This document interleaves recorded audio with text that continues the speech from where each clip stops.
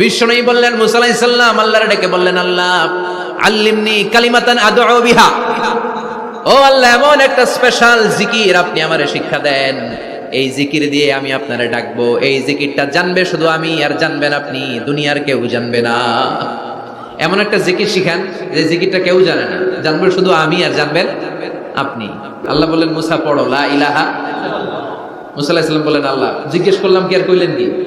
লা ইলাহা ইল্লাল্লাহ এটা তো জাতীয় জিকির, কথা কন, এটা তো ইন্টারন্যাশনাল জিকির, এটা তো সবাই পারে। আমি তো চাইছি এমন একটা এক্সক্লুসিভ যেটা আপনি আর আমি ছাড়া কেউ জানে না, শুধু জানবেন আপনি আর আমি। আল্লাহ বলেন মুসা এর চাইতে শ্রেষ্ঠ জিকির আমার কাছে নাই।